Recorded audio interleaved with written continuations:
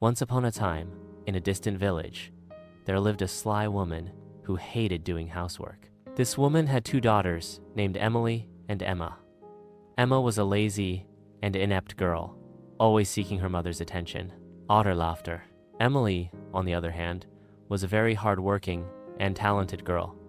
However, their mother loved Emma more than Emily because she was younger. She still saw her as a baby and couldn't bring herself to scold her.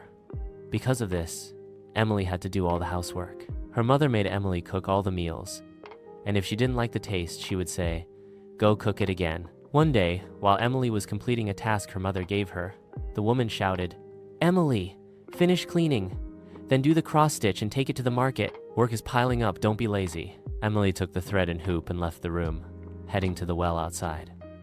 There, she began delicately working on her cross-stitch. Just then, a rooster suddenly landed on Emily's head and began to crow loudly. While trying to chase the rooster away, the cross-stitch she was holding slipped from her hands and fell into the well. Panicking, Emily whispered to herself, "If my mother hears about this, she'll be very angry." Eventually, the rooster flew off. Emily thought, "Maybe I can use this bucket to get my cross-stitch out of the well." She reached for the bucket hanging over the well, but suddenly lost her balance and fell in. When she opened her eyes, she found herself in a garden filled with colorful flowers. After walking a little, a rabbit appeared in front of her. The rabbit couldn't pull its carrot out of the ground and asked for help. Emily immediately helped and easily pulled the carrot out. The rabbit thanked her gratefully and hopped away. Emily walked further into the vibrant garden and saw a wilting rose. The rose, thirsty and weak, asked Emily for water. She quickly went to a fountain nearby, cupped water in her hands, and poured it over the rose's roots. The rose revived and released a sweet fragrance into the air. As Emily continued walking, she saw a small house. In front of it stood a strange woman. Her face looked scary, but Emily's curiosity led her to approach. The woman smiled and said, "Don't be afraid of me, dear. Come closer. I have something to tell you." Emily hesitated, but then walked up to her. The woman introduced herself. "My name is Holly. Everyone loves me. If you take good care of my little house, you may stay here as long as you like. All you have to do is cover my bed with feathers every morning." Emily replied, "I don't know how to get home, so I can stay with you for a while." Holly kindly invited her inside. Every morning, just as Holly asked, Emily covered the bed with feathers she never missed a day. In return, Holly cooked delicious meals for her every evening. Although Emily was very happy in the house, over time, she began to miss her home and family. One day she said to Holly, "Holly, I love you so much, but I want to go back home now." Though a little sad, Holly replied, "Of course, Emily. I'm so happy you stayed and helped me. I know the way back, I'll take you." Emily beamed with joy and thanked Holly. Holly brought her to a large golden door. As Emily stepped through, her clothes transformed into beautiful new garments glittering with gold. Holly smiled and said, "As a gift for working with love, here's a little present.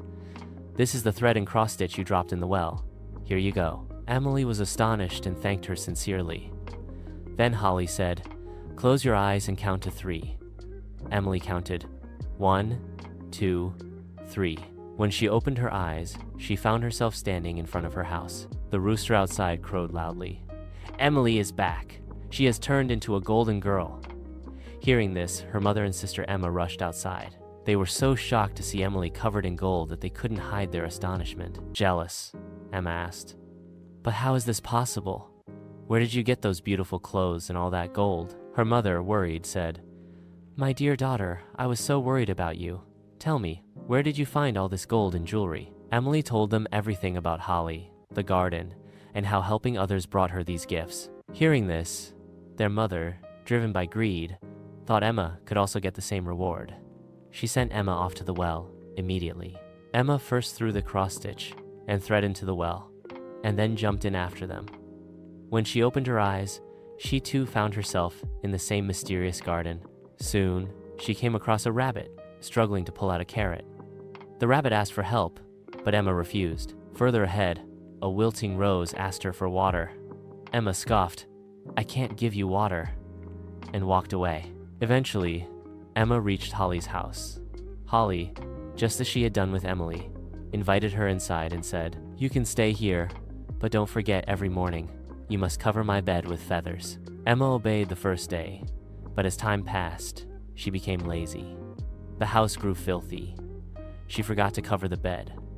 Holly, seeing Emma's negligence, became upset and said, "I think it's time for you to go home." Emma was secretly delighted, eager for the gold and beautiful clothes. Holly led her to the golden gate, but as Emma stepped through, instead of gold, mud poured over her. "Ah, what's happening?" she screamed. Holly told her, "Because you didn't do the work properly. This door poured mud on you, instead of gold. Now, close your eyes, count to 3, and go back home." Emma shut her eyes and counted. When she opened them, she was back in her garden. The rooster crowed. Emma is back. She has turned into a mud girl. Her mother and Emily stared in disbelief as they saw Emma drenched in mud. Emma explained how she had ignored Holly's tasks and received mud instead of gold. From that day on, Emma learned the importance of doing her work with love. She began working hard, just like her sister, creating cross stitches. And so, the two sisters lived happily, making and selling cross stitch together.